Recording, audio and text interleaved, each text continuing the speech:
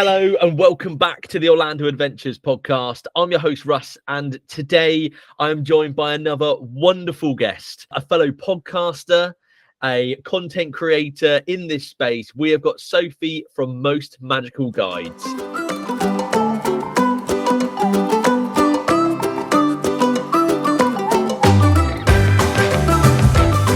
Welcome to the podcast. Thank you so much for having me. I'm so excited. I have been listening to your podcast and I'm obsessed. I'm one of these people that had difficulty with podcasts because if I'm listening, my eyes need something to be doing. Yeah, 100%. When I was doing my Florida walks this year in preparation for my trip, I was out all the time listening to your podcast and it was the best. And I was like, I found the one podcast that I can listen to. I love it. With. No, I appreciate that so much. Genuinely, it's so kind of you to say. And from a fellow podcaster, because I've been on your podcast, and we'll see when this comes out in relation to your one. And I said, I love you. I love your content. I really do. And you're so kind of like happy and out there, and I think that's absolutely amazing. And I've been so excited to have you on to chat with you again. Yes, honestly, our chat, when we left, I was on such a high because it's just so fun. Because I think we're quite similar. Like, you're so joyful, you're so uplifting. And I just went away and I was like so buzzed. I was like, stop. Oh, it's fantastic. It really is. So I suppose getting into who you are, who is Sophie? What is Most Magical Guides? So basically, it all started out actually as planning templates way back when. So it was back in the pandemic days. Yeah. And, I work in TV normally, and that obviously came to a halt. And I was like, oh, for ages I've been thinking about ways to give tips and advice to people visiting Orlando. And I just started making these templates. And then that all went wrong because basically I was selling them on Etsy and I don't have there's no images in there, anything like that. But they were like, oh, Disney World, you can't say that. And I was like, oh, okay, it's a destination. It's not like a thing. And they were like, no. So I had to stop that. And I was really sad. And my friends were like, why don't you do YouTube? Because you work in TV, so you kind of have an interest in kind of making videos. Yeah. And then that way you can do the tips and the advice. And I was like, oh my God. So if it hadn't been for them, this wouldn't have happened. And then from then, just everything else sprung up. So I was doing vlogs and planning videos for a couple of years. And then this year we've expanded to have the podcast. I'll be doing monthly live streams. And then the templates are now back as well, which is very exciting. But I can sell them via my website. So I was like, I can do that. And it's been amazing to suddenly kind of be able to get the tips and advice out in as many ways as possible, because I think some people love watching videos, some people prefer podcasts, some people want something physical. So I was like, okay, we're just gonna do it all. Just spread across everything. Yes, and that's exactly where I'm at as well. It's kind of like, you know what, if I can create content, then I'm going to put it out in as many avenues as possible, because different people enjoy stuff in different ways. 100%. And I think that's the way forward, isn't it? Because like you said, shorts now are so popular, and I'm one of these people, I am addicted to TikTok. It's actually a problem. I'm on TikTok too much, but I haven't gone into making TikToks, which I need to do. But it's one of those things, like you say, some people much prefer long form content, some people like the shorts, some people like a podcast. So it's so nice when you can do a bit of everything. Yeah. Oh, definitely. And it's so good to see you kind of doing all of these different things as well. And I'm sure we'll get into the vlogs and stuff in a bit by all means, because I'm so intrigued to see how you've kind of got on with vlogging and stuff like that. Yeah. But so you said you've been kind of doing this since kind of pandemic days? Yes. So I did the templates in 2020, the summer, and then I actually started vlogging in 2021 because Disneyland Paris was shut for quite a while. It briefly opened for a window in 2022, then it was shut for ages again. But then when it finally reopened, I was like, right, I'm going back. And I hadn't been to Disneyland Paris for a while. But it was still when now looking back at that vlog series, it's wild because it was mask on.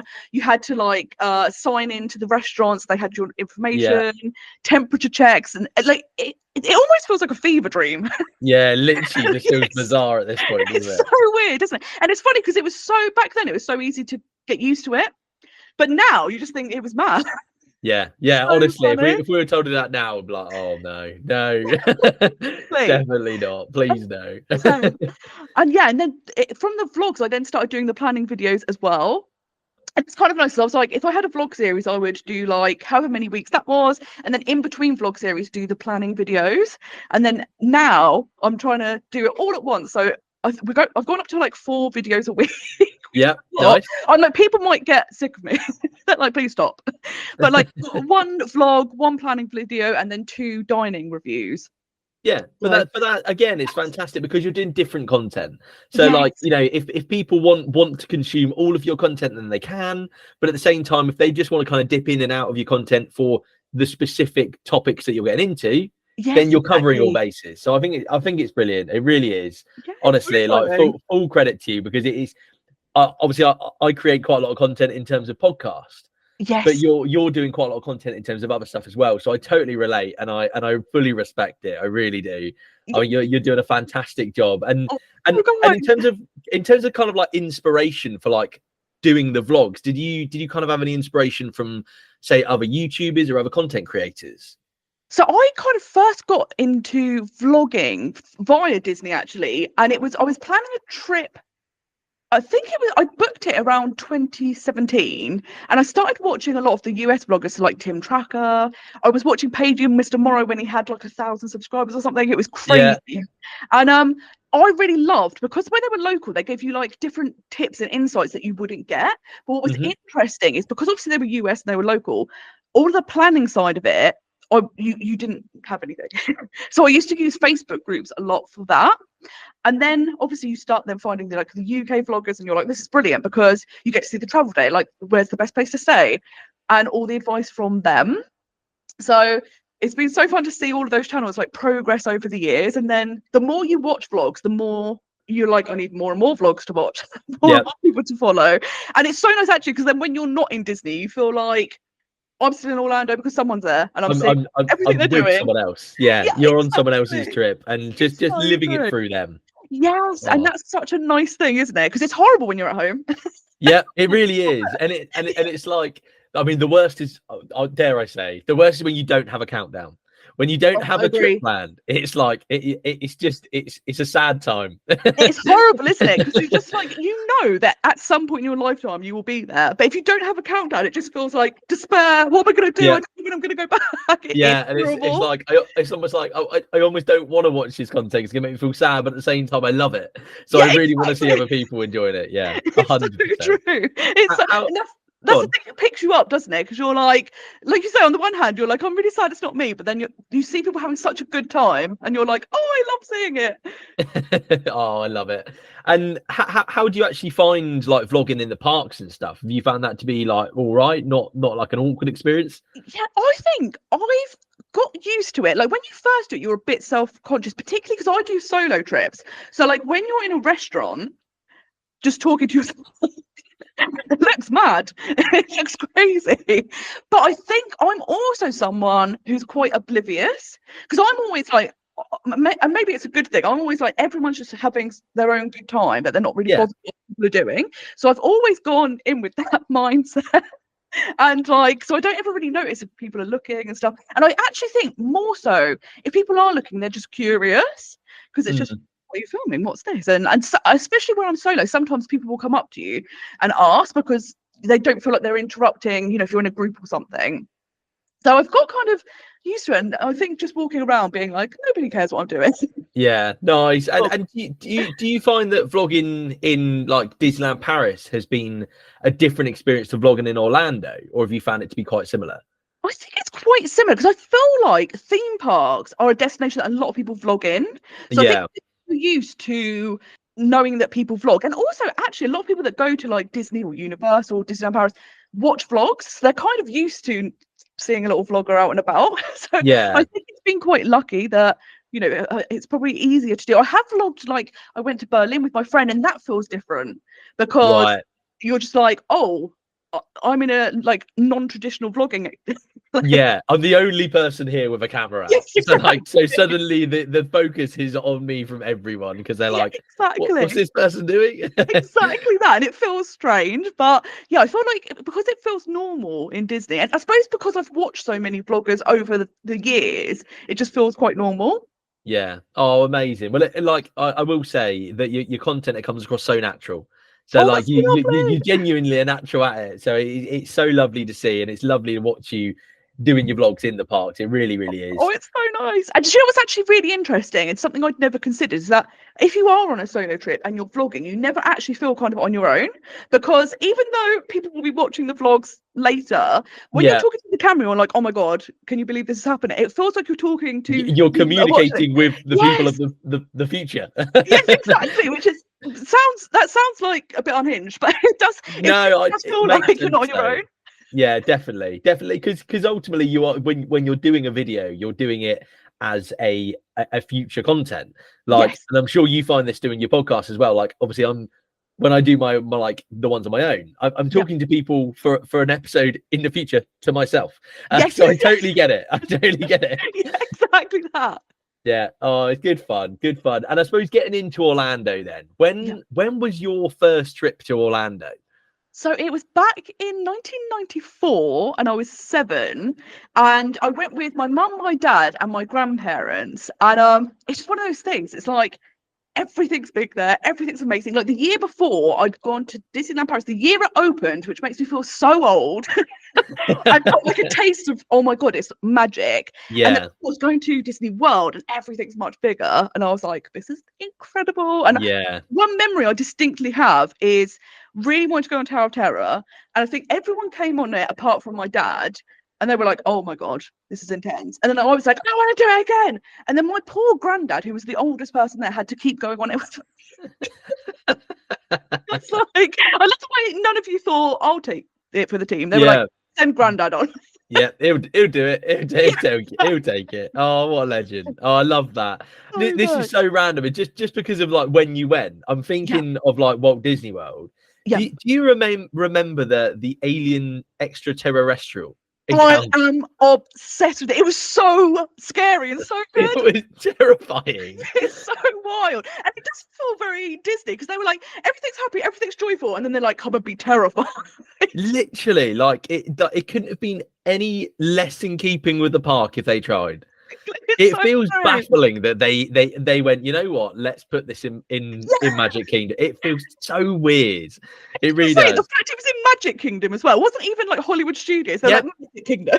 yeah, literally. It feels absolutely bizarre to me. I love it because it's come up in a couple of episodes, but I love speaking to Yes. people about it because I remember it so clearly from when I Yes. was younger. And like my parents didn't know what it was when they essentially took myself and I love my that. brother on it, and I was like 5, I think, and That's it amazing. absolutely terrified me. Like they were like, oh, this is an encounter. They lock you in. You're not Yeah, going. Like it's really you are scary. essentially pinned in your seat. It's literally an over shoulder restraint while something is in theory running around the room scary. And what a horrendous idea. Wild. I do love that it's one of those rides that everyone was terrified, but everyone's so nostalgic for it. Yeah, really. Everyone Yeah. loved it. Yeah. It's Oh, so funny. good. But Sorry, it's funny, isn't go it? on. Going back and thinking about, because I actually found a VHS that I've now put onto a DVD and then had to then put onto a memory stick because technology keeps changing. And it was from that trip. And Yeah. a really great moment of me and my nan that were on like, I think it was called like the Skyway or something, which was like a cable car thing over Magic Kingdom. And it's so fun. And like we go over the top of 20,000 Leagues Under the Sea. And I was like, this is wild because it's just so different now. Yeah. Oh, it's mad. I bet that's so good to watch back though, just to be able to Yeah. like kind of see the history of it, but see where you've kind of like been there at the time as well. 100%. Because I think Yeah. that's the thing, especially when you're a kid, like things like Alien Encounter, you remember distinctly. But stuff like I remember being on the Skyway, but when you've got video footage, it helps your memories come back so much more vivid. So it's so nice. And like Yeah. I mean, I know this had stopped quite recently, but there's me dancing at the Polynesian luau show. It's amazing. Oh, so good. So good. What kind of like in particular made you fall in love with going to Orlando then, do you reckon? I think it's just like I think it's a mixture of like when I was a kid, the fact that you could go on holiday and there's rides and your favorite characters and you could get to meet them. You're like, is there any better holiday? And I still think I haven't grown out of that because I still think it's the best holiday you can do. And the fact that Orlando has so many different places where you can have these experiences, and you're just like, there's nowhere better. And now that I'm older, you appreciate like the parks as a whole. So I'm not just like, as a kid, I was like, must have been terrible to travel with, because I was just like, ride, and everyone's, should we look at this? And I'm like, no, don't want to look at anything. I just want to do stuff, and that is it. Exactly that. And but it was just so exciting to go on holiday there, and there's just so much, and it's got the amazing weather, and everyone's so friendly, and it's just so nice. That's the whole package, isn't it? And like you said, I love the fact that as we all grow up, like we appreciate it in a different way. Yes. And I think just we appreciate it even more. It is 100%. The main thing, isn't it? Yes. I'm now like a big, like, it's probably controversial to say, but I'm like, I think like Orlando holidays are much better as an adult and for adults than kids. I think with kids it can be difficult, because obviously you've got jet lag, it's really hot, you're eating different foods and then whizzing around. Like, you can understand if they're a bit grumpy at times. But adult, it's like pure escapism. I always say it's like a tonic. Like, you go there and everything's joyful, everything's exciting, everything's uplifting, and you come away feeling amazing. And I think adults get so much out of it because of that. Yeah, I think that's as much as anything where like the Disney blues or the Orlando blues comes from. Yes. Where we kind of like had the build up and the excitement of this trip, and eventually we go, and then like the moment you kind of like do that first walk down Main Street, for example, and you're literally like, you are switched off from outside life. Yes. You are in your Orlando or Disney zone, and that is it. And then that's why it kind of hits us so hard when we leave, because it's like, I've loved this so much, and I've looked forward to this so much, and now I don't have it to look forward to. So I think that's just why it hits so hard. I think you're so right. And like you say, like, real life doesn't exist. Like, there's no problems, there's no worries. Yeah. And I think something I always say, that I think one of the reasons I love Disney so much is there's this big sense, like everything there, whether it's like the songs at the fireworks or like things you'll see around the park, is all about following your dreams, and anything is possible. And kind of Walt Disney is the embodiment of that, of like whatever he dreamed, he made happen, and it, you know, it was possible. And like, I think as adults that gets knocked out of you, and you can kind of get bogged down into like, oh, I've got to pay bills and stuff, and you kind of can sometimes not follow your dreams and stuff like that. And then you go there and you're like, I could do anything. It's amazing. It's so good. Oh, I love it. It's so true. I absolutely love it. Oh, amazing. It's so funny, because my dad looks after my cats. He moves into my house to look after my cats when I'm away. Yeah. But he tries to ruin the vibe, because he like will phone me up and he'll be like, oh, did you see anything about the US election on the news? I'm like, I don't watch the news in Disney. I don't know what's going on in the world. Anything could happen. The rest of the world could have ended. And I'm aware of it. And everything I'm eating is Mickey shaped, and that is what matters. Exactly that. Oh, amazing. Oh, so good. In terms of kind of like where you stay in Orlando, have you got specific kind of like hotels or resorts that you typically go to? So I always used to stay in Lake Buena Vista, and then I think 2018 was the first time I stayed on site at Disney, and I was like, oh, I can't not do this anymore. But I also really love a split stay between Disney and Universal, and I feel like that's the dream. When you could do the split stay, you're like, this is iconic. And I actually think going forward, that's going to be the way a lot of people are going to start visiting, because with Epic Universe, you're going to need more time in Orlando. Yeah. Split stay is the way forward. Like, definitely. I love it. And like, I think that's the thing, like the Disney hotels are so fun, but I do think it's a shame that they're starting to remove like the Disney theming, because if I go into a hotel, I want it to look like Disney's thrown up on the room. Like, I want it to be fully in. Whereas I think the Universal hotels are like so underrated, because they're such good value.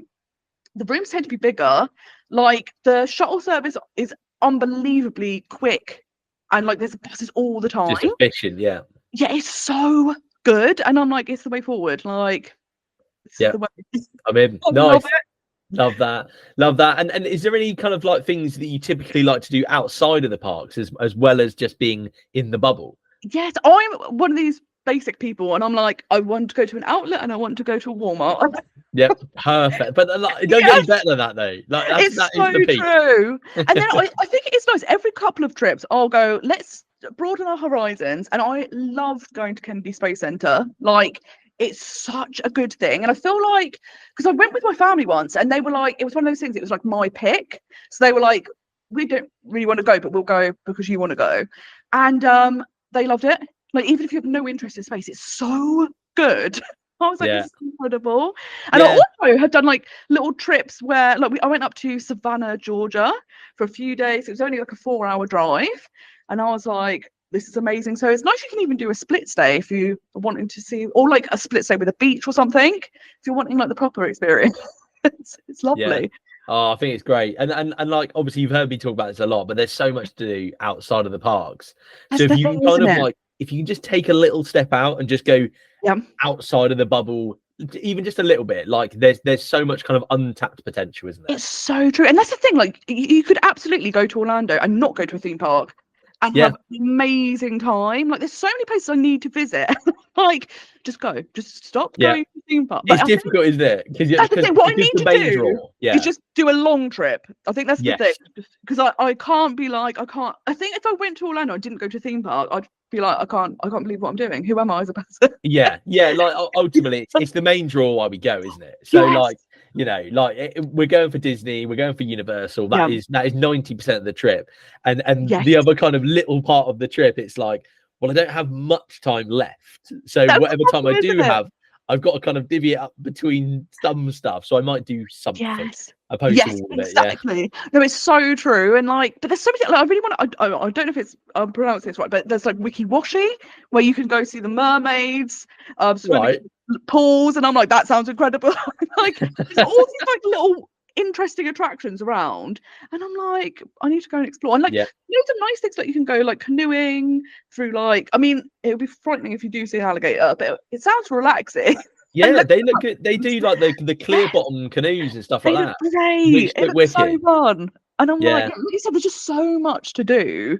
But like you said, I think we get so bogged down with like, oh, but I've got to go to the theme parks because it won't feel like a trip if I don't. Yeah. So I'm like, maybe a longer trip is the Yeah. way forward. It's just like I've got to book a month. Yeah, that's what it is, isn't it? It's so true. But I think that's what's great about Orlando and why it's so good to visit because every single time you go, you end up doing new things. Yeah. It's like unreal because typically, like, you know, when people are like, why are you going back again? And I feel like some places, if you went to the same destination every year, it would be quite repetitive. Whereas with Orlando, I'm like, there's always new things to explore.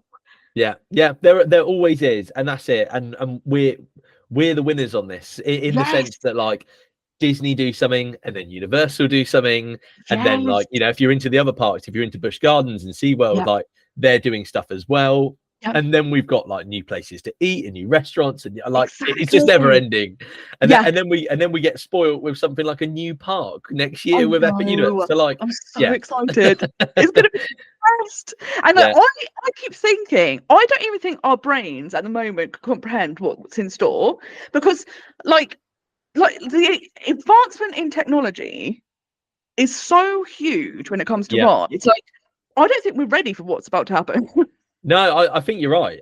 Genuinely, I think Yeah, that Universal, like they know that there's huge hype because of the park and because of the IPs yeah, that are going into it. But I think they maybe haven't sold it as much as potentially what it's going to be, yes, because I think they know that people are going to go and they want to leave a bit of a surprise. Like that, I think of like the 100%. Wizarding World, and I think of Yes, like the ride going in there. We've got very little info on it, yeah, but the ride system is completely unique. It's completely new, and like the fact that they're bringing new technology, like you said, it's yes. amazing. And the fact that we don't know a huge amount about it as well is even better. That's what I think is so exciting, isn't it? Because like you said, we've seen these like fly-through videos, and you're like, oh, that looks cool, but I'm like, I don't know how that would work. But Which I what think actually is it? Yeah, exactly. Like, how often do you see a ride and you're like, I don't even know what that's going to be? So yeah. it's so exciting. Yeah, so excited, so excited. Honestly, I could do an hour, a couple of hour Yes, long episode on Epic Universe, and I've never even been there yet. exactly. And I think that's what's really funny, isn't it? Because it's supposed to be opening next year, and we still haven't heard a lot, which Yeah, is really interesting. So like all of us are just getting so excited, like in our minds about what's going to happen, and I'm like, I can't believe it. I think it's just yeah. going to be mind blowing. I mean, from Universal's point of view, it's a marketing dream, isn't it? Like Yes. they drip fed us stuff out throughout the summer, and Yep. we're all still losing our minds over it, and they've Exactly said that. nothing. So It's so clever. And yeah, yeah, I just cannot wait to visit because I just think it's going to be so next up. Because like it's so rare to get a whole new theme park anywhere. And the fact that we're getting one, and like we say, the fact that the technology is now at the level it's at, like, it's just unreal. It's going to be like a real glimpse of this is what the future of theme parks is going to be like. Yeah, it really is. It really, really is. And I suppose kind of like last little question on this little bit. What have you got any kind of like must-dos that you kind of do every trip? Whether or not that's like food, drinks, rides, parks, what is there a must-do for you? I really like the food, and there's some restaurants that I'm like, I really can't miss that out. Because what I try to do every trip is do new things. Because like I say, it's wild to it. Because especially like they've got so many restaurants, so many hotels, so many different things going on. You can't possibly visit everything in one trip. So I'm like, every trip, try new places. But then there's some, and I'm like, oh no, but it's just too good. So I have to go back. And then I'm like, does that make you a bit boring? But I'm like, but it's just so tasty. But and like stuff like I always do the exact same thing on the first day. I go to Steakhouse 71 for breakfast, and I go to Magic Kingdom. And I can't. Sometimes I speak to people and they're like, "Oh, well, I think I'm going to go to Hollywood Studios on the first day," and I'm like, "You're not going to walk in and see the castle on your first day." And I'm like, "Okay, that's okay. You could do that. You could do that." I'm like, I couldn't. Yeah, and I love that, but that's brilliant, and that's the great thing about like traditions as well. Like that to you is your way to start the trip, and I love that. Yes. And obviously I've spoken to a lot of people on the podcast, and I've had people say like their number one thing to do is to go to like Islands of Adventure day one, or some people go to studios. Some people like categorically I go to Epcot, but like that's amazing, and that this is what makes Disney and Universal and Orlando just so magical, isn't it? That we all have like different ways of doing it. Yeah, and I love that you say like people come up with their own tradition, even if they don't intend to, and there's stuff you're like, oh, I have to do that.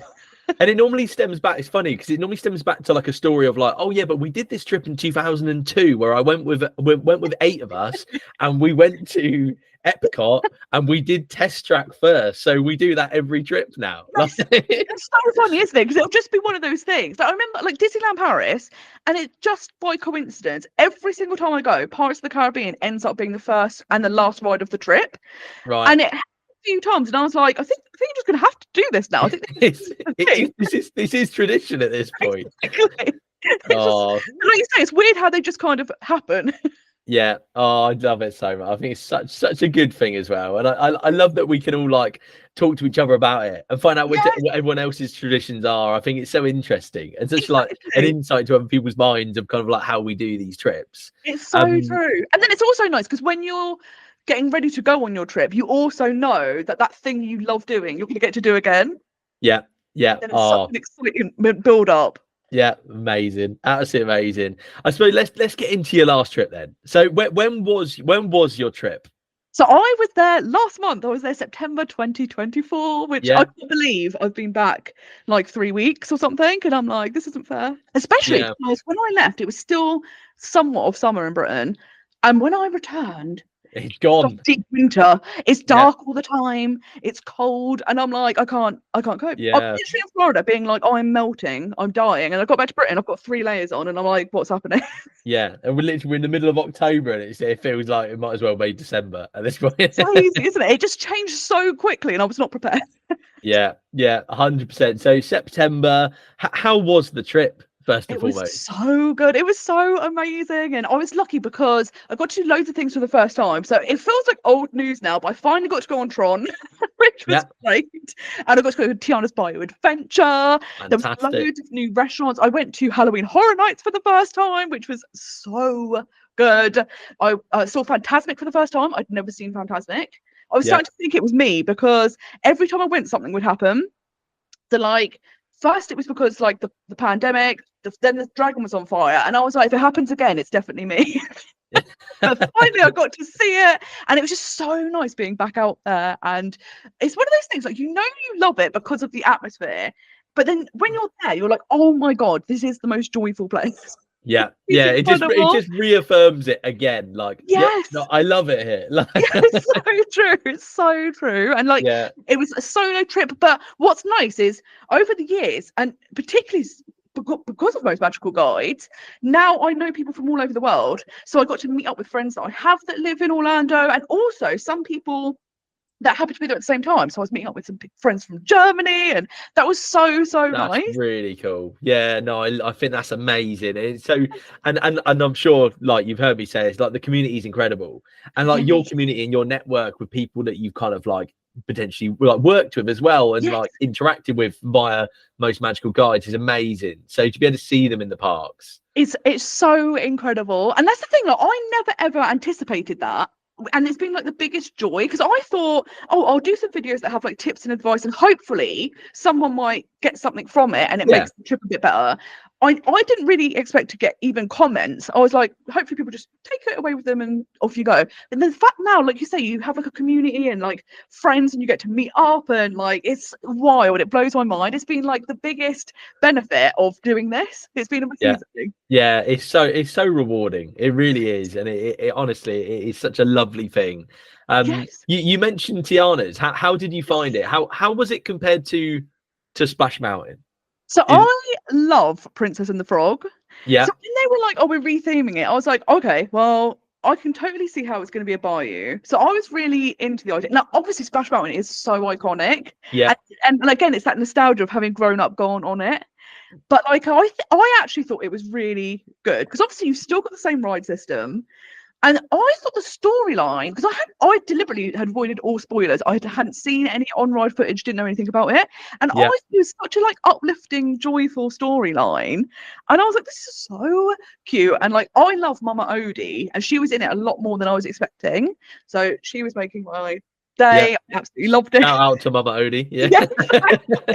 And like, I loved it. I thought it was so good. I think it's difficult, because I think if Splash Mountain hadn't existed and this was built independently, everyone would say it's a good ride. But I think the reason it's getting like the controversy is because Splash Mountain was so beloved that people are just like, I can't accept it to be rethemed.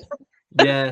No, I was just intrigued, because I haven't done it yet. I haven't been there since it's open, so I'm just intrigued to get kind of your opinion on it. So I can't wait for you to go on it and hear what you think, because so interested to hear everyone's kind of opinions. And to be fair, most people I've met have liked it, and I think it's that thing of, if you love Space Mountain, it might be difficult because it's just something different.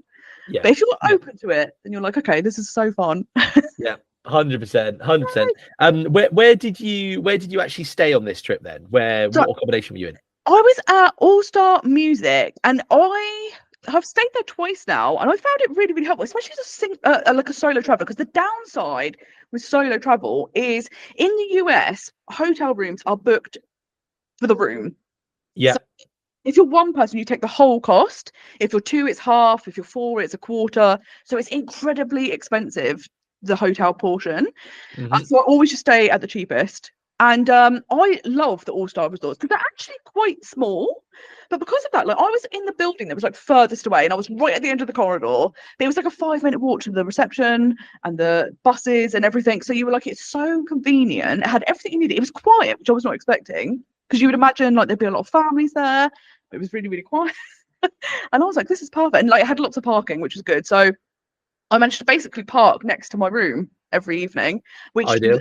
Yeah, exactly. You're like, after the long day in the park, you're like, okay, just a few steps and I'll be indoors. Yeah, I'm nearly there. And I do think, because I tend to hire a car, I think that makes a big difference. Because I think if I was not hiring a car, I'd probably go somewhere like Pop, because then you've got the Skyliner as well. Yeah. Which I think is, I'm obsessed with. I'd just gone the Skyliner for fun at this, but I'm obsessed with the Skyliner. It's just wild how good it is. But yeah, if you have a car, the All-Star resorts are incredible, because it's like a 15-minute drive to anywhere on property, and like 30 minutes to Universal. And you're like, not far at all. On that, if you're driving, so say you stay at All-Star Music and you drive, I could be wrong on this. Do you still pay for parking at the parks? So no, and the good thing is you don't pay to park at the hotel either. So basically, you parking, which it saves so much money. Yeah. The thing, I'm like, the buses are really good, but sometimes you can wait quite a while. And this trip, I have never known Florida this hot. It was absolutely, even like the locals were struggling, and I was like, and to the point where I was like, I don't know if I can go in September if this is the new. This is what it's going to be like. Yeah. So I would walk outside, and within like 10 minutes, like my hair was stuck to me, and like, I always take an afternoon break, and sometimes I was having to dry my hair, not because it had rained, because I sweated so much. And I was like, I've never done this in my life. This is a sign that this is too hot. Yeah. I would see people stood at the bus stop in the heat waiting, and I was in my nice air-conditioned car. So I felt so bad, but I was like, I don't know if I could do it without a car. I just love Yeah. Yeah, it's good to know, and it's interesting because, like you said, to park in any of the parks nowadays. I don't know what it is, like $35, something like that. Yes, and that's 32, the 35 thing. Like when I've stayed at Universal, I think it's not worth having a hire car because you have to pay to park at the hotel and the parks, and it's kind of pricey. But their transport is so good because it's so frequent, like much more frequent, I feel, than the Disney buses.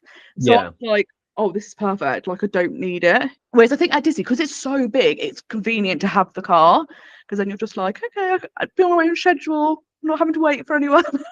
Yeah. Oh, amazing. Which parks did you do? Did you do all? I assume all 4 Disney, both Universal Studios, Yes. and the others as well. So I did all 4 Disney. So this trip, I was in Disney basically for 2 weeks, and I went to Universal just for Halloween Horror Nights, and it felt very weird to not do proper days in the parks. Yeah. But I was like, okay, next trip, I'm gonna do like a proper split stay where it'll be like a portion of the trip will be Universal and staying at Universal, and then a portion at Disney. So, but it did feel weird just to go to Universal for the evening. You were like, okay, just here for this. Just gonna dip my toe in. Yeah, That's it. exactly. But what was nice is I actually did the Scream Early ticket, which was an add-on. It was only about $40 extra, but you could enter the park from 3.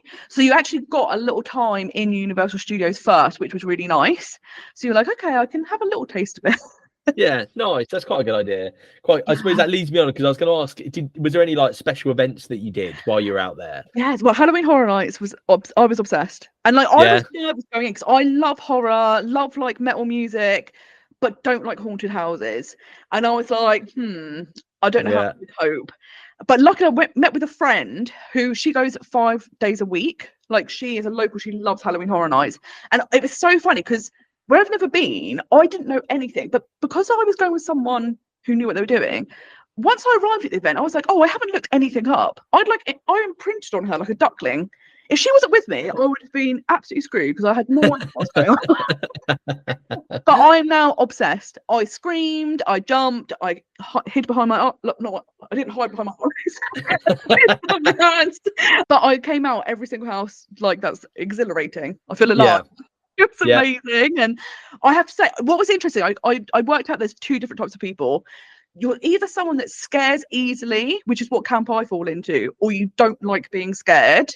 And if you scare easily, you will absolutely love it. Like you'll be full of like anticipation and nerves, but afterwards you'll be like, this is the best thing I've ever done. Yeah. Oh, amazing. So amazing. good. What was your favorite house while we're on Halloween? Oh my God, Insidious by far. And it was really frightening. And I hadn't looked up any of the houses. I knew the name, so I was like, I'm not going to look at anything.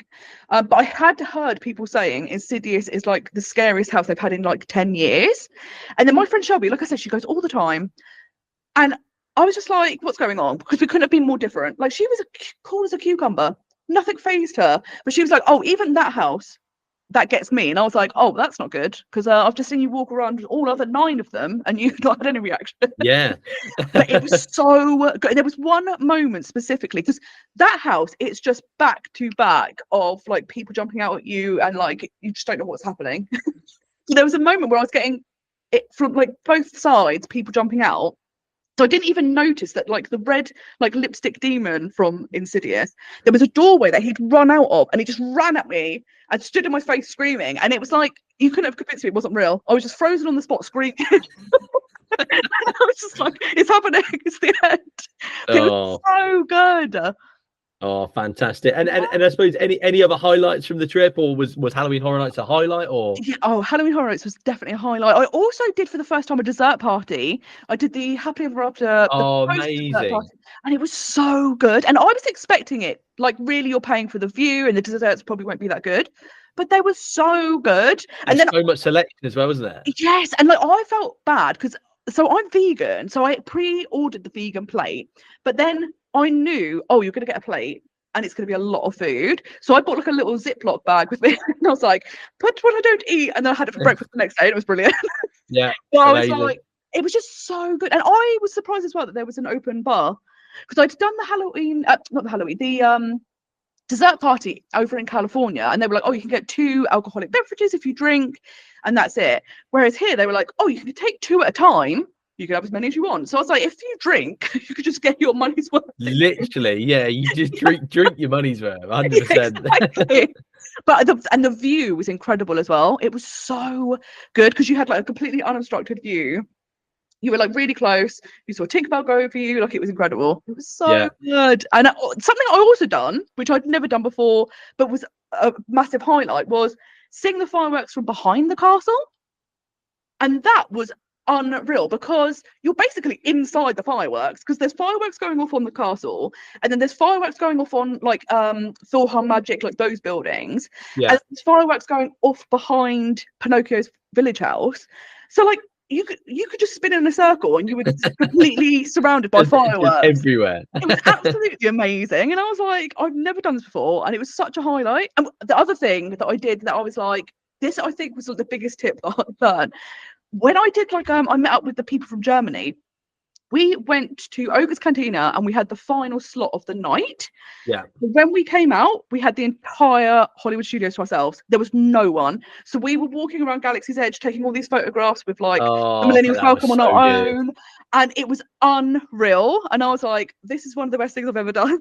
Yeah. So what a shout. To be fair, I haven't been there at night, and it looks stunning. The pictures look amazing. Good. It's just so beautiful at night, and like I couldn't get over it. I was like, we've got the whole place to ourselves. Yeah. And they didn't like rush you out, because I thought they'd be like, look, we want to go home, but they like were like, oh no, just take photos, like do what you like. They were so kind. Oh, that's incredible. That's so good. So good. Oh, well, did you vlog all of this? Did you vlog everything you did? So yes, I vlogged it all, which is very exciting. Although it's wild. Like when I started editing the Magic Kingdom Day 1, it was 2.5 hours of footage I'd filmed. I was like, okay, this is a lot. You've filmed a lot. Yeah. But it's so fun. Like when you come back, I think it lessens the Disney blues actually, because where now I get to spend weeks looking at all the memories. Yeah. Still kind of living in it, which is kind so of relive nice. it again. And however long the series ends up being, like kind of every week you've got a bit of something. Yeah, it's so true. And you're just like, oh, it's so nice to see it all back. And there's obviously bits that you forget as well. And then you're like, oh, I'm glad I filmed that and I remember now. Yeah. Oh, fantastic. That's amazing. I'm so excited to see them all. I really, really am. Oh, I'm absolutely loving it. I'm loving it. And on to the next little part of the podcast then. And this is quite a fun little segment called Keep Updating Clothes. Love this. I went for a Magic Kingdom theme. I had a bit of a feeling you're a Magic Kingdom fan, you know? Yes, love it. And whether or not this was mean, I don't know, but I gave you 3 options, and the 3 options I gave you were Haunted Mansion, It's a Small World, and Pirates of the Caribbean. So what way are you going? The funny thing was, immediately I was like, I know which one's going immediately. And okay. I actually really like the ride, but It's a Small World is gonna go.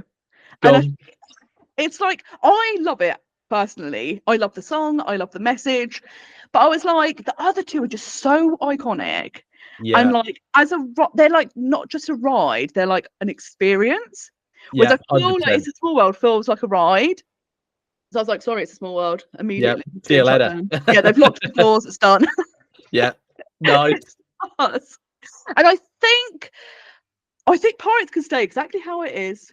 I think it's perfection. And it blows my mind how old that attraction is, because every single time I go on it, the animatronics, I'm like, there's no way this ride can be decades and decades old. Like, it just blows my mind every single time. I'm like, it's so good. And it's so funny now, sometimes visiting the parks with people who've never been before, and I'm like, oh, it was so funny how like it was such an iconic ride, they made the films, and they're like, what? And loads of people that are kind of new to Disney think the films came first. And I'm like, and I'm like, no, this has been around forever. And it blows my mind how good it still looks. Yeah. Oh, what a ride. And like you said, absolute classic. And like, and I'm sure there's a lot of people, like we were saying earlier, with kind of like the traditions. A lot of people's tradition will be straight into Magic Kingdom, down Main Street, and then straight to Pirates. Like, I reckon that's quite a lot of people. Yeah, exactly. I think that's the thing, isn't it? It feels like you've arrived at Disney when you're on Pirates. Yeah. Yeah. And I think Haunted Mansion, I personally love it. And I actually think the Disney World version is probably my favourite because I love the storyline of that one and the narration. However, I think there's always space for more haunts. You know, if anyone wants to sign up and be the 1,000th haunt, Yeah. I do. And it's something that kind of also influenced my decision was when I was in California, it was Christmas time and they had the Night Before Christmas overlay. Okay. And I was obsessed. Like, I didn't think you could improve Haunted Mansion. And then I was like, it's incredible. And I was like, to the point where I was like, I almost think this could be better. Like, it's so well done, this overlay. Yeah. So I was like, oh, I think there's extra things that they could add. And it would just be even better than it is. But what a kind of attraction. Like, I love that they have like a haunted house attraction in Disney. Yeah, so cool, so cool, and that's it. And a little bit like what we were saying with the alien extraterrestrial. Yes. Like, to have a haunted mansion in Magic Kingdom, it feels bizarre, doesn't it? But it really works. It's so true, and I love that. Like, it is spooky if you're very young, but then when you're older, you kind of really appreciate it. Now, I actually remember there was a really funny story for Disneyland Paris when I must have gone it when I was 5 and just being like, oh no. And then the next time I went, my family were like, okay, we'll go on it.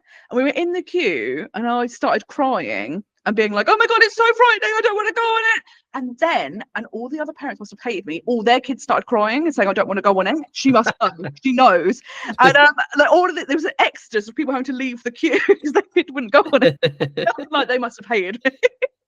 Just set the trend for everyone. We're leaving this ride. It's funny because I go on it now and I go, why was I scared? But, like, it's so fun.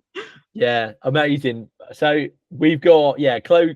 It's a Small World. We're gonna keep Pirates, and we're gonna update Haunted Mansion. Nice. I mean, it's a good shout. To be fair, it's the same way I would have gone if I would have picked it. I would have perfect. Yeah. And it leads me on to kind of like the 5 main questions that I kind of round off every podcast with. I always love this. It's so interesting hearing everyone's answers. Yeah, I love it. I honestly, I love finding out like all of these questions. Obviously, I ask questions which I'm interested in finding out about everyone. And the first one is always favorite ride. So, what is your favorite ride in Orlando? Any park? Go for it. Favorite is Rise of the Resistance. Because I think I've never been on anything like it. And it doesn't feel like a ride. It just feels like an experience. I'm in Star Wars for 25 minutes. Literally, yeah. Oh, I love that you said that. Yes. Yeah. And there's a certain Ellie from Ellie and Mitchell who said that she was the most overrated. This is the thing. So I was on my Florida walk and I listened to that episode. And I'm friends with Ellie. And I nearly got run over. Because I was immediately having to message her going, I don't know who you are as a person, but that's the most outrageous thing I've ever heard. I was like, I immediately need to let you know this is not okay. Oh, she's fabulous. She really is. Honestly, I love them both. They're brilliant. And it made me laugh so much. I love it. But it's just wild, isn't it? How like immersive it is. You're just like, it was like, oh, like the game has changed for rides. If this is like what a ride is now, this is incredible. Yeah. And again, I've said this before, but like, you kind of don't know where the ride starts. Yes. Which is such a credit to how they've done it. Like the fact that the moment you kind of get into that main queue, the ride has begun, and you're still queuing for another like 15 minutes. Yeah, it's crazy, isn't it? And like, I think that's so cool that like, because like in Orlando, I think they are typically good at like theming the queues, but they're like, oh no, the queue is now part of the experience. And you're like, it's so genius. It's so well done. And then like, even when you're getting actually on the ride itself, because it's all part of the storyline, and it's like, quick, you've got to go. It's so exciting, rather than like, you know, just like, I'll get in, put a bag down. You're like, quick, we've got to go, guys. It's really important. We're going to do this. Yeah. Exactly. It's so exciting. And every single time I go on it, I'm blown away. I'm just like, and like last time I was there, I paid for the individual lightning because I think that's one ride where the money's worth it, because where it is like a 25-minute experience, you're like, I'm getting my money's worth. Whereas if you pay for something, it's like over in a minute, you're like, that was quite a lot. Yeah. But on my last day in Hollywood Studios, they must have been like, we're going to pull all the stops out because they brought back the single rider line that day. And I was like, oh my God, we're going to get to do the single rider. And I got to meet the Mandalorian and Grogu. And I was like, well, this is the best day. Life made, Exactly that. But yeah, that was amazing. And I think they've actually, when I went, you actually bypassed like the Ray Room and the transporter, and you went straight to the amazing like stormtrooper scene. But I think they've said that they've now changed it so that single riders will get to experience the whole thing, which is Nice. amazing. Yeah, which is good. Like, cause Yes. like as we said, because it's all the experience, it'd be good Yes. to see all of it ultimately. That's the thing. I'm like, if you've never been on it, I wouldn't do single rider where you missed out those parts, because like you say, it's such an integral part of the whole experience that you're like, I need to see the whole thing. Yeah, great shout. Although I have to say again, when we did the Ogre's Cantina last thing at night, we headed over to Galaxy's Edge, and it was already remarkable because they were like, it's a 30-minute queue for Rise of the Resistance, and I was like, that's unreal. Yeah. And we were on in less than 10 minutes, and I was like, this is the best thing ever. So what like, yeah, Galaxy's Edge at night is the one. Yeah. Oh, brilliant! I love that, and that leads us on to what's your favourite park then? I've got a feeling. Yeah, exactly. You're 100% right, and it's Magic Kingdom. I think it's just because to me it feels the most Disney, and I think that it like imprinted on me as a child, because especially like, well, again, you feel really old, but like Animal Kingdom wasn't there. And stuff like that, like Islands Adventure, I don't think was there the first time I went, and you're just like, okay, there was a lot of parks that weren't around. That makes you feel so old, but like going in and like and it's probably the first park we went to on the holiday, so I think you really got that like nostalgia from going to Magic Kingdom. And I'm like, just hearing the music when you walk down Main Street, I'm like, but that is it. That literally, like, if you say Walt Disney World, people think Magic Kingdom. If you say Orlando to a lot of people, they think Magic Kingdom, and it's so special and it's so magical that like that experience of being in that park, and like you said, there's nostalgia, and like from where you've grown up with it as well. Like, what a park! It's unmatched. It really and I is. really like that it's packed. Like, there's so many rides and attractions, and there's something for everyone. I actually think Tron is a great addition, because the one thing that was lacking was any sorts of proper thrills. And okay, let's start adding that. And I'm like, okay, it's going to be rounded out. And I'm hoping that like with the new like Villains Land and like the cars, like, you'll start seeing some more thrills, and then you're like, oh, it's literally something for everyone. Whereas like like Epcot, as a kid, I was like, what is this? There's like 3 rides, and I'm only focused on the rides. Now, as an adult, love it. Exactly. Like, eating and drinking all day, fantastic. Yeah, amazing. Like, honestly, I think we were all like that as kids. So we were like, everyone was like, Epcot's boring. I just don't understand. Like, there's nothing there. Like, I'm like, exactly. Because you're like, what is this park? Because you go to Magic Kingdom, there's ride after ride, and then you go to Epcot, and you're like, what's happening here? Yeah, literally, I've done 3 rides. It's 10:30, and the day's done. Exactly. You're like, I don't want to look at Italy. Why? Why are you just looking at this? Yeah.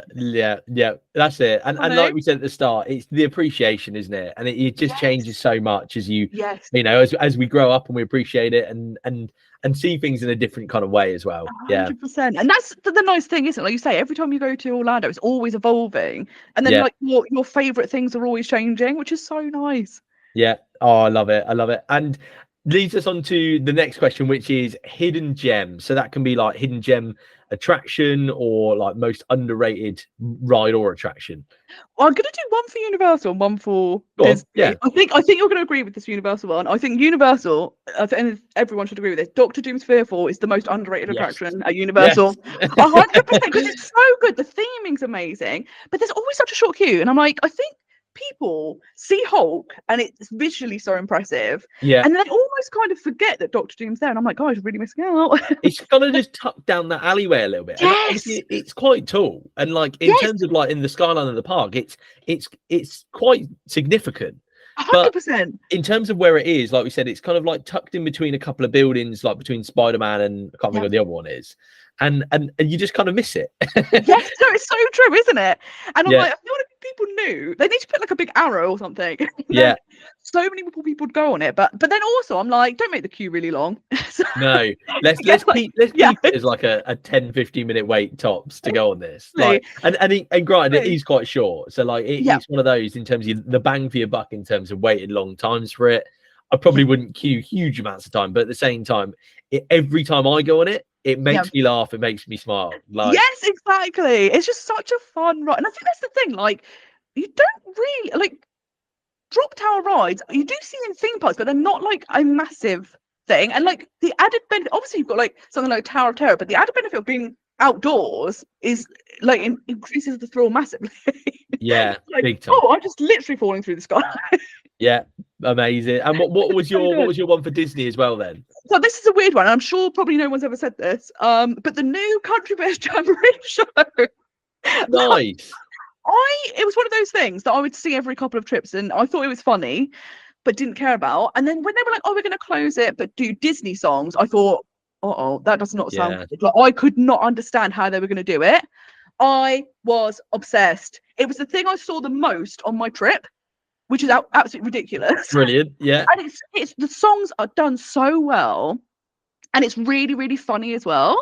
And I was obsessed. I can't get over how good it is. And I think it's one of those things, again, like you never really have to queue because there's always a show going on. If you ever need a little sit down, go and do that because you're going to have the best time. It's something you could easily like skip over, but it's hilarious. It's so good. Oh, I love that. And you'd recommend that to anyone? Yes, and like now the Disney songs, like so when I came back from Orlando, I went to see Aladdin on stage. Yeah. And A Whole New World is one of the songs in the Country Bears Jamboree. And when they were doing A Whole New World, all I was thinking about was the other version. And I was like, I've become obsessed with it. It's so good. Literally not even thinking about Aladdin. You're like, I know this is an iconic scene on the magic carpet, but is it as good as a bear coming out from the sky and descending upon you in a flower? No, it's not. No. Oh, fantastic. It's fantastic. So good. Going from most underrated to most overrated, then the potential controversial one. I think this could be controversial and also uninformed, but I'm going to say Guardians of the Galaxy, which sounds insane, but it's only because everyone I know, it's either the best ride they've ever been on, or they've been so unbelievably sick that it's completely put a damper on the day. And I get motion sick. Even watching those videos, I just know I would be that person. Yeah. And I think this comes from jealousy because I want to go on it and enjoy it. So I'm like, this is the thing. Yeah. And like, obviously I'm one of the people who says it's amazing, like 100%. But I get it because I also see quite a lot of people going on the ride and saying that it gives them motion sickness, which as we all know, like if you experience that early on in the day as well, like it ruins the day. It's an absolute, it's a complete dampener on the day, and no one wants to feel unwell on holiday either. No, that's and also like I always have a phobia of vomit. So for me, it's not even like, I think if I just got motion sick, because I take motion sickness tablets and stuff, I think I would probably go on it and hope for the best. And if I didn't feel well, you know, if you've done it at the end of the day, whatever. Yeah. But because I'm so worried about being sick, I'm like, oh, no. Like I'd be throwing myself in the lake to drown and die if I got sick afterwards. It'd be the end for me.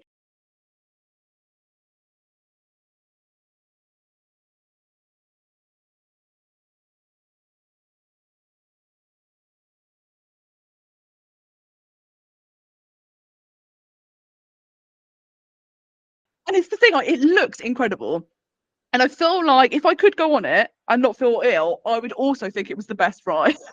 Yeah, I'm a little bit jealous because I think with motion sickness, the triggers tend to be dark coasters, screens, and spinning. And they're like, do one. And it's I'm like, all of it. Let's just chuck it in one. Because sometimes if there's one thing that triggers you, like you can be like, oh, that ride probably won't be bad for me. But there's some rides I go on, like a dinosaur. I can go on dinosaur. I laugh hysterically. Don't feel ill. Whereas I feel like every time I'm on the ride, I'm thinking this should make me feel ill. Yeah. Doesn't. But I'm like, when they've done all three, I'm like, oh, there's a high likelihood it's gonna take me out. Yeah. And yeah, there you go. Like sometimes the risk isn't worth it. Like that's the problem. You know, it like all I can say, it is a fabulous ride, but it's a fabulous ride for me who doesn't get motion sickness. So I'm talking from a very biased point of view from my angle, but I totally get it. I totally think feel that's the thing, isn't it? Like 98% of people are gonna literally say it's the best ride they've ever been on. Yeah. And then the 2% of people are the ones that I keep listening to. Yeah. And I'm like, oh no, I'm gonna die. So go on. And like when I was there, my friends were like, just go on it and see. And I was like, but you don't understand. And I think the problem is, but if I didn't have the phobia of vomiting, I think it would be easier. Because what then happens, I'll get in the queue and I'll stress myself out about feeling sick. So then I'll start feeling sick. Yeah. And I'm like, you've done this to you. This isn't even the ride. This is you. You're the problem. Yeah. At which point Yeah. it's not worth it. It's really No. not. Like, you know. I even had it, like, I get it for any new ride. So even on Tron, and I was like, I think I'm gonna be fine on Tron. But in the queue, I was getting myself so worked up. So then once I got on it, I was sitting there thinking, I have to get off, I have to get off, I can't go on this, I can't go on this. And then I was like, oh no, well, we're going anyway. Yeah. And I loved it. And I was like, you made yourself feel ill. It wasn't the ride. Yeah. You're an idiot. It's you. You're the problem. Yeah. I'm the motion sickness. Well, I'm glad you did it. I'm glad you did it, and you in that. Obviously, you know, it is so good that you kind of like overcome it. And I appreciate, like, when you're on it, you don't have too much choice. It's so true, isn't it? Yeah, you've got through the queue and still gone, you know what, we're going on this now. So yeah, no, fantastic. I also had a man next to me, and he was a complete stranger, but I was like, oh, I don't want him to judge me, so I can't get off. He's not gonna care. Thank you, random man. You helped me. Exactly. It's so true. And I actually really love that about going on rides as a solo rider, because you do have these really nice interactions. So like with him, we were so lucky because he was actually in a group of 3, but the 2 people he was with ended up on the last seats of the train in front. So then we got front row, and because he was solo and I was solo, we were both front row, and I was like, this is the best day ever. But then I was like, oh, this is a weird way to sit. And he was like, oh, I used to be on a motorbike, and we had like a nice little chat. And then I was like, got to do arms up on a roller coaster, right? And he was like, yeah, arms up. So there's a really nice photo of us with our arms up. And it's so nice you get these like fleeting interactions, but they're so lovely. Yeah. Oh, it's just, but only in these kind of parks, isn't it? Yeah. Yes, it's true. It's so true. Yeah, fantastic. And I suppose it leads me on to my final question. Heading out of the parks, what is your favorite thing to do outside of the parks? Oh, it's hard. It's hard. I think it is. Well, I love to shop, and I do love going to the outlets. Although I have to say, this time I was very disappointed in the outlets. Like, the deals aren't very good anymore. And I was like, not guys, like it used to be, is it? No. And I'm like, this used to be such a highlight. And you'd come home with so many things you didn't need. There was such a good price. Like we've talked about before. I've now got 4 extra pairs of trainers. I don't need them, but they're a great deal. Whereas this time, I was so surprised. Like, I love Crocs. I've got to an age where now I love Crocs. And terrible deals. It was like buy one get 25% off, but to buy one was like $75. And I'm like, I only pay like £40 in the UK for one. Yeah, so it's a terrible deal. I'm not getting a deal. I'm basically paying extra to get the second deal. Yeah, exactly. And I'm like, what is this? So I do think sometimes it just depends on when you're specifically there. Yeah. And if you went a few months later, actually maybe the deals will be better. Or if you're looking for something specific, and then you're like, oh, actually that can be quite good. But I do love to shop, so I'm always gonna go to the outlets. Yeah, great shout. I mean, it's such a great shout. And like you said, it's a shame because the deals aren't quite what they used to be at times. And I think I've said this before, but like if you see a deal, I'm an advocate of going just buy it. Yeah, 100%. You'll kick yourself when you don't get something because you went, oh, I'll just go back and get it in 2-3 days time, and then you go back and it's not there. That's the worst thing, isn't it? It's awful. Yeah. And that's the thing, if you really change your mind and you're going to be going back anyway, you can just take them back. But don't wait, because that's it, you're done. Yeah, exactly, 100%. Well, that rounds off my questions. That is all of my questions. And honestly, it's been such a pleasure. I've loved talking to you again about all things Orlando. Honestly, I could do it for hours. I really could. And that's the thing, because I feel like we have such similar energy, and we just both get so excited talking about everything, and we on a tangent for like 4 hours. Yeah, it's amazing. Yeah, and it's honestly, it's just been like a little transportation on a Sunday afternoon back to Orlando. Just so nice. Feeling like you're there talking about. And honestly, I really do think that all the content you're putting out is fantastic at the moment. So, that's so lovely. Thank you. For anyone listening, please do go and check out Sophie's YouTube, your Instagram, Most Magical Guides, everything which she's putting out, because honestly, it is all really, really good stuff. It really is. So this was the episode with Sophie from Most Magical Guides.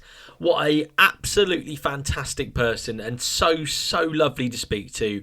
I hope that you've all enjoyed this episode as much as I enjoyed recording it, and I will speak to you all in the next one.